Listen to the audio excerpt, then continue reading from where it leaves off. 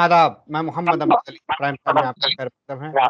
नाज़रीन, जब भी किसानों की और किसानों के मसाइल की बात आती है, तो वहाँ पर एमएसपी की बात ज़रूर आती है। एमएसपी क्या है, ये बहुत कम लोगों को मालूम है। एमएसपी की हकीकत क्या है, एमएसपी की क्यों ज़रूरी है? तो एमएसपी की हकीकत जानने के लिए आज हम गुफ्तगू करेंगे कॉमरेड धर्मपाल सिंह साहब से, जो कि एमएसपी पर रोशनी डालेंगे। धर्मपाल जी, आपका बीबीएन चैनल पर खैर मकदम।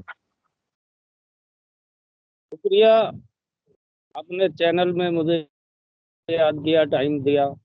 जी, धर्मपाल जी, एमएसपी यानी कि मिनिमम सपोर्ट प्राइस क्या है और इसकी किसानों को क्यों ज़रूरत है?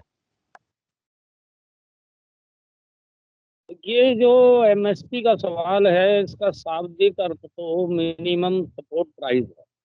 जी। और एमएसपी, ये 3 फार्मूले हैं इसके। हुँ, हुँ। एक है A2। A2। A2 जी। A2 का मतलब है कि किसान खेत में जुताई, खाद, बीज, दवाई, केवल ये जोड़ के इसका A2 बनता है। जी। सरकारें करती क्या है कि A2 जोड़ के उसमें कुछ मुनाफा देने की बात करती हैं, जिसको वो मिनिमम सपोर्ट प्राइस कहते हैं, एमएसपी के। अच्छा। दूसरा फार्मूला है A2 plus FL। A2 plus FL, FN। जी। हाँ, इसका मतलब है कि खेत के अंदर जो खाद, बीज, जुताई, पानी वगैरह है, जो नकद लागत लगती है, हुँ। उसके साथ में फैमिली लेबर जोड़ने का है। अच्छा। ये जो फैमिली लेबर है, हुँ। ये भी अनस्किल्ड फार्मूले से जोड़ते हैं। ये अच्छा। जो अकुशल श्रम शक्ति है, उसका जो रेट सरकारें घोषित करती हैं, हुँ। वो जुड़ता है। अच्छा। लेकिन ये वो जोड़ के भी रेट नहीं देती। वो वर्तमान एमएसपी है, जिसको हमारे प्रधानमंत्री जी कहते हैं कि एमएसपी था, एमएसपी है और एमएसपी रहेगा। हुँ। ये A2 प्लस FL के फार्मूले से भी रेट नहीं देती। अच्छा। अब मिनिमम सपोर्ट प्राइस जो घोषित करती है, ये इस फार्मूले से भी नहीं करती। अच्छा। तीसरा फार्मूला है C2 प्लस 50%। दोबारा फरमाइए। C2 प्लस हुँ। 50%। तो 2007 में हुँ। स्वामीनाथन आयोग ने सिफारिश दी थी। ये फार्मूला है, C2 प्लस का फार्मूला है, ऊपर वाले दोनों फार्मूलों के हिसाब से लागत जो बनती है, हुँ। उसके साथ साथ कि भारत के अंदर बड़ी संख्या में आज भी ऐसा किसान है हुँ। जो दूसरों की जमीन लेके, ठेके पे जमीन लेके, रेंट पे जमीन लेके, किराए पे जमीन लेके खेती करता हुँ। है। ये जो C2 प्लस है, इसमें 2 चीजें और जुड़ती है। अच्छा। और एक, जिस इलाके में जिस हिसाब से जमीन किराए पे दी जाती है, हुँ। उसको लागत में जोड़ा जाए। नंबर 2, कि जो कुल पूंजी खेती में लगी है हुँ। किसान की, उसका कम से कम इंटरेस्ट उसको दिया जाए। अच्छा। तो ये जो हम एमएसपी की डिमांड कर रहे हैं, या अब जो एमएसपी पे घमासान है, क्योंकि 3 कृषि कानून मोदी ने घोषित कर दिए, संसद में उसको पास भी कर दिया, बाकी जो केसों की बात है उसको भी वो कह रहा है। ये अब जो मामला अटका है, अब जो घमासान है संयुक्त मोर्चे के और सरकार के बीच में, किसानों के और सरकार के बीच में, हुँ। वो एमएसपी का। हुँ।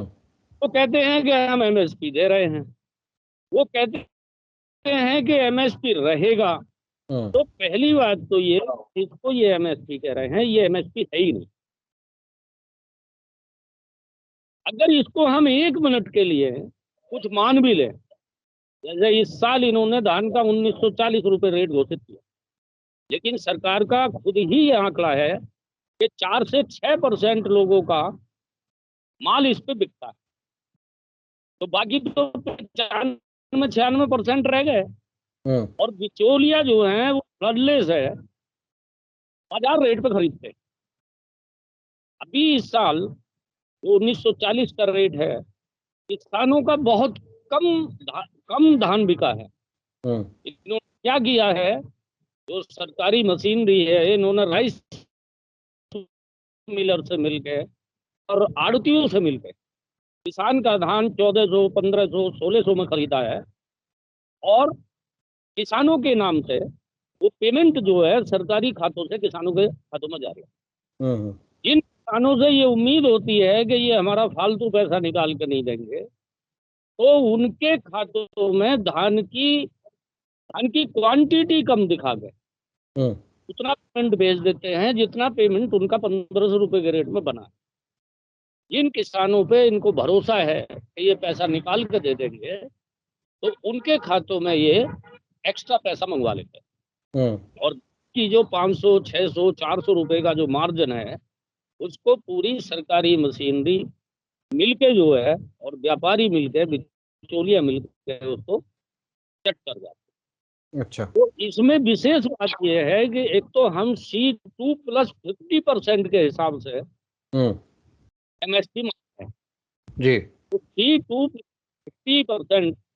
प्लस 50% का मैंने आपको बताया कि इसमें जुताई, बीज, दवाई, खाद, इसके साथ साथ फैमिली लेबर, और इसके साथ साथ जमीन का किराया और कुल पूंजी का ब्याज जो है, ये सारा का सारा लागत में जुड़ने के बाद किसानों को 1.5 गुना मिलना चाहिए। जी। ये सारी स्वामीनाथन ने क्यों की? क्योंकि 2004 से पहले जो तमाम देश के अंदर किसानों की आत्महत्याएं हुई, और जहां आधुनिक कृषि का मॉडल इन्होंने इस्तेमाल किया, वहां ज्यादा हुई, और पूरी दुनिया के अंदर आज किसान की आत्महत्याओं पे जब शोर मचा, तो इन्होंने स्वामीनाथन आयोग बनाया, और स्वामीनाथन आयोग ने ये C2 प्लस 50% का फार्मूला सरकार को दिया कि अगर ये फार्मूला किसान को मिले तो किसानों की आत्महत्याएं भी रुक जाएंगी, और जो देश के अंदर बाजार पट हो रहा है, मंदी का शिकार है, इससे भी देश निकलेगा। जी। पहले कांग्रेस ने ये ठंडे बस्ते में डाल दिया। 2014 में मोदी जी आए, बड़े जोर शोर के साथ घोषणा करी कि हमारी सरकार आएगी तो हम जो हैं C2 प्लस 50% के हिसाब से किसानों को फसलों का रेट देंगे। खैर उसके और बहुत सारे वायदे हैं, इसी तरह से ये भी साबित हुआ। तो उन्होंने बजाय ये देने के, उन्होंने जो है एक तो सुप्रीम कोर्ट में ये हलफनामा दे दिया कि ये रेट सरकार देने में किसानों को असमर्थ है।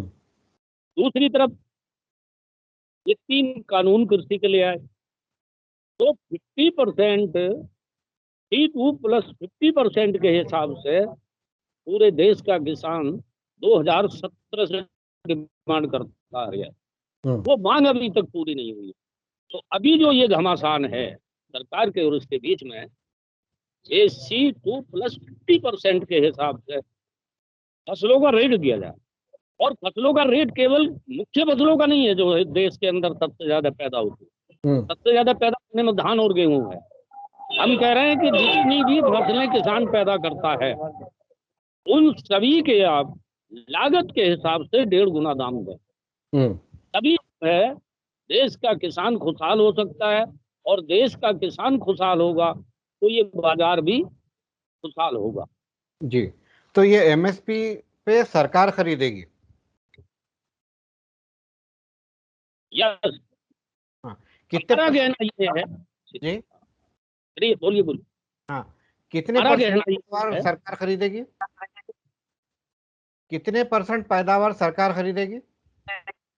नहीं, हमारा कहना तो ये है कि जितनी भी पैदावार देश के अंदर होती है और सभी किसानों की सभी फसलें, अच्छा, चाहे सरकार खरीदे चाहे प्राइवेट कोई व्यापारी खरीदे, ठीक है। किसान का इस रेट पे माल बिकना चाहिए।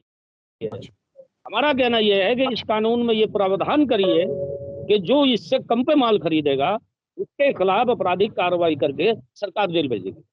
ये ठीक। हमें इससे कोई मतलब नहीं है। अभी भी तो सरकार ने अभी जो खरीदारी है हुँ, इसमें 70% खरीदारी करने के लिए आड़तियों को डिप्यूट किया है।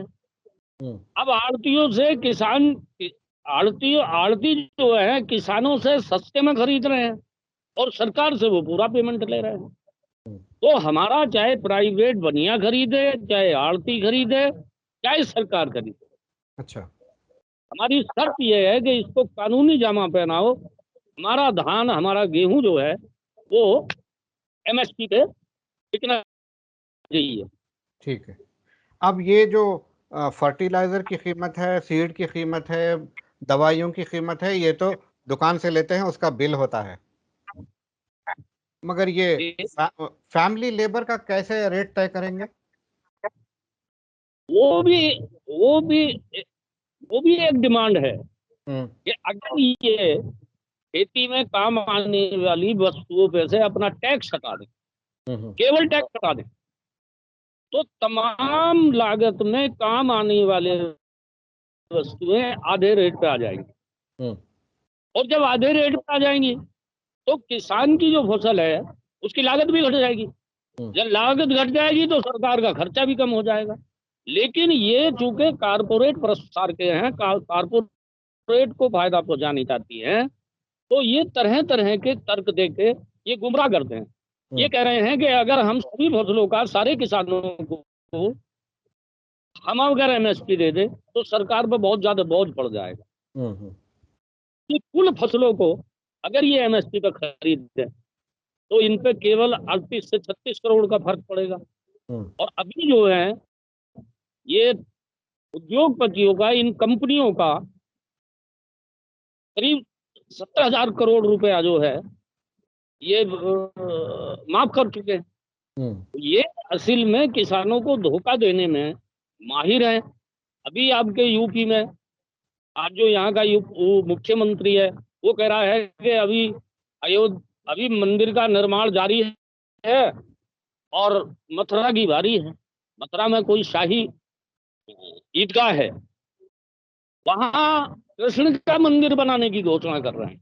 हुँ, और ये जो समझौता किया है इसमें एक कारण ये भी है कि इनका जो सांप्रदायिक एजेंडा था इस आंदोलन के चलते हुए ये आगे नहीं बढ़ रहा था। अब हुँ, ये कोशिश करेंगे इस चुनाव से पहले पहले कि यूपी में सांप्रदायिक विभाजन किया जाए।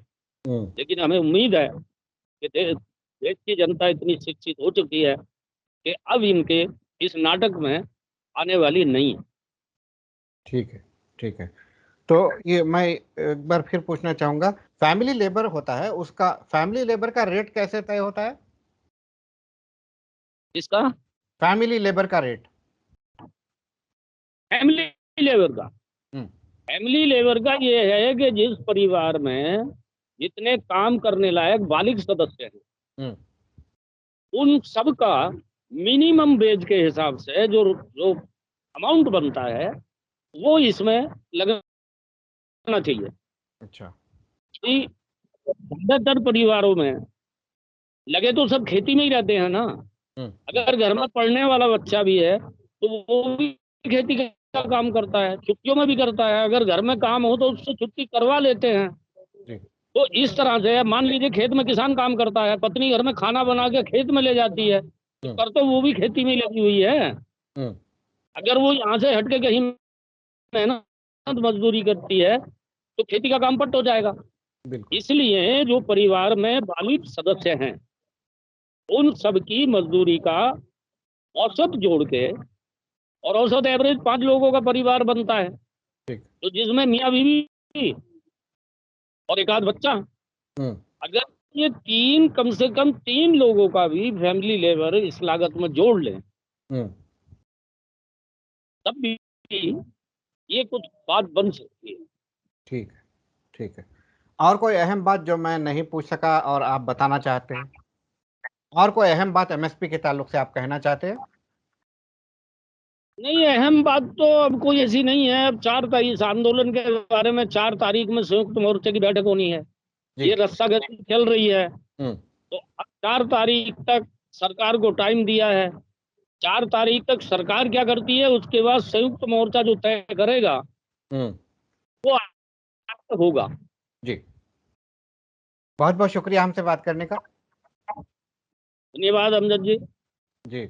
तो नाज़रीन, ये थे कॉमरेड धर्मपाल जी। इन्होंने एमएसपी के ताल्लुक से तफ़सील बताई कि किस तरह से हुकूमत या तो A2 फ़ॉर्मूले पर देती है या फिर A2 प्लस FL, और किसानों की ये डिमांड है कि C2 प्लस 50% दिया जाए, तब जाकर किसानों की खुदकशी के मामले रुकेंगे और किसान ख़ानदान खुशहाल रहेंगे। अब देखना ये है कि 3 कानून तो रद्द हो गए हैं। अब ये जो बाकी के जो डिमांड्स हैं, उसमें सबसे अहम डिमांड एमएसपी की है, उसका हुकूमत हिंद किस तरह से नोट लेती है और कहाँ तक आगे जाके बात बनती है। हमें दीजिए इजाज़त। शब बख़ैर।